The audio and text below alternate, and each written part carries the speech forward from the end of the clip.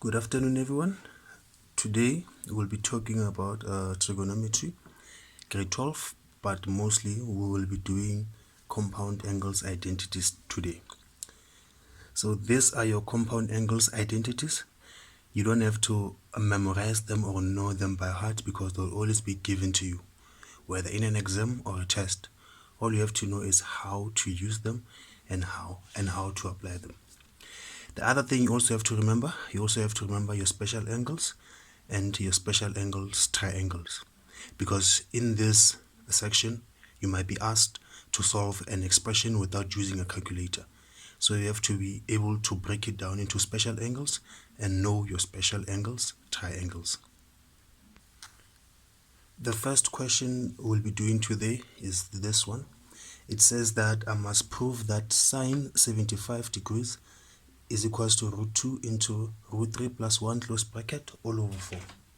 That's what I'm supposed to prove.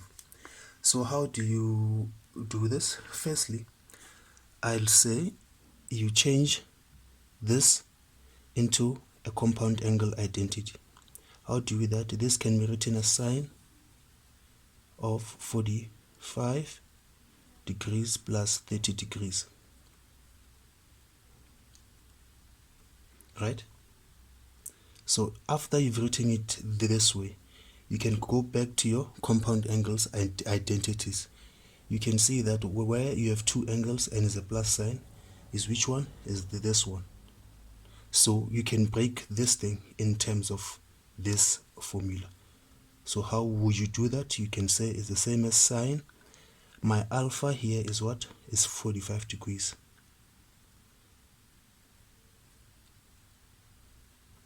Cos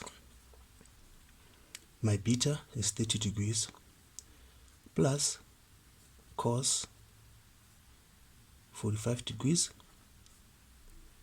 into sine 30 degrees.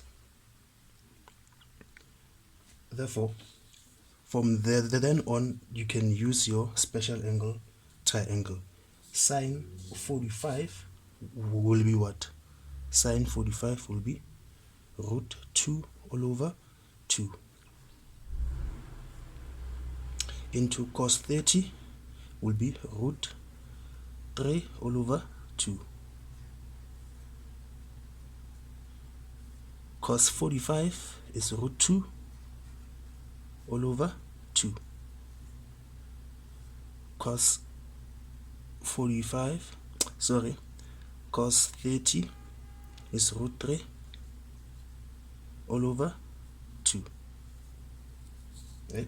From then on, you can simply simplify this. It will give you root 2 all into root 3 all over 4 plus root 2 all over 4. They all have the same base, so you can take the 4 down, and then here you'll have a common factor of root 2. You can take root 2 out. You will left with root 3 plus 1, and that's your final answer. So you have proven that sine 45 is equals to this. Here's another example. They say that determine the value of the expression cos 65 degrees, cos 35 degrees plus cos 25 degrees and cos 55 degrees. So from here on, you can see that in order for you to use one of these compound identities, you have to change one of the coses here into a sine. So how can you tackle this question? So I would say I would change this cos 65 into a co-function.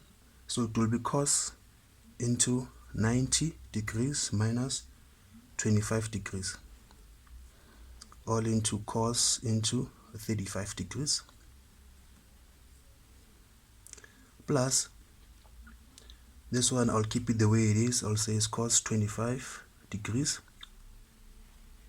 and then this one I'll also change it into a co-function and say cos 90 degrees minus 35 degrees.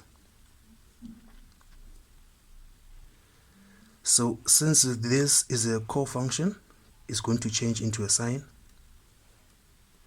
and at the first quadrant cos is positive, while all trig functions are positive there. So it's going to be sine 25 degrees into cos 35 degrees, plus this one will remain the way it is cos 25 degrees, into this one will also change into sine 35 degrees. Now I have something similar to one of these compound identities. I have sine 25 and cos 35. I can call the 25 alpha and the 35 beta. So I have sine alpha cos beta, cos alpha sine beta. That thing is the same as this one here.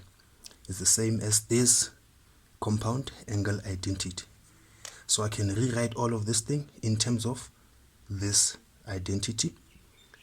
So this, it will be the same as sine into 25 degrees plus 35 degrees, right? So this is the same as what? As sine 60 degrees, right? 60 is a what? Is a special angle. So I can go back to my special angle triangle here and check for myself what is sine 60.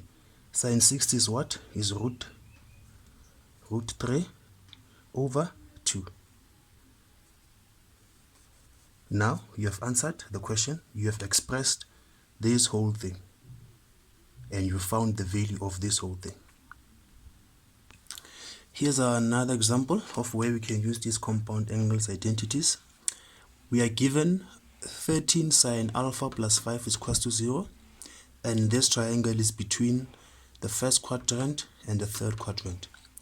And then we're also given 13 cos beta minus 12 is equals to 0, but this triangle is between the first quadrant and the fourth quadrant. So the question is that sketch both triangles and find A tan alpha minus tan beta and B sine beta minus alpha. So the first thing you do here, you simplify this expression so that you can be able to draw your triangle. So here you have what? You have 13 sine alpha plus 5 is equals to 0. So it means sine alpha is what? It's minus 5 over 13. So you can clearly see that this negative indicates that between the first and the third quadrant, this triangle is where sine is negative, and sine is negative where? In the third quadrant. So this triangle will be in the third quadrant. So you draw the quadrant here. It's supposed to be in the third one, so you will have something like this. Sine is what? Sine is opposite, so it's going to be the 5, but then it's going to be the minus 5. So that's where we get this negative. So it's going to be opposite over hypotenuse. My hypotenuse is 13, is this one. So this angle here is my alpha. And then you do the same for the beta one. There you have 13 cos beta is equals to 12. So cos beta will be what? Will be 12 over 13. The set is between the second quadrant and the third quadrant. Where is cos positive between the second and the fourth quadrant? Is in the fourth quadrant. So this triangle will be in the fourth quadrant. So it will be 13 here for my hypotenuse, and it will be 12 here. And then if you apply the theorem of Pythagoras, sorry, this is my beta. If you apply the theorem of Pythagoras, because all of this are at 90 degrees, you'll find out that here is also 12, and they both have the same thing, and here is also 5. So now let's answer the questions. The first question says tan alpha minus tan beta. So you go to your triangles. This is your alpha triangle. Tan is opposite over adjacent, so it's going to be minus 5 over 12. Minus, you go to your beta triangle. Tan is opposite over adjacent.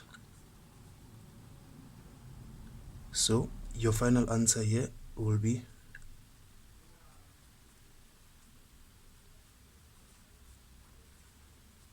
0. And then question 2, you must find the value of sine beta minus alpha. For this one, you return back to your compound identities. You can see is this one. So you express this thing in this form. So you'll have sine alpha cos beta minus cos alpha sine beta. From then on, you return to your two triangles. Sine alpha is what? It's going to be minus 5 over 13.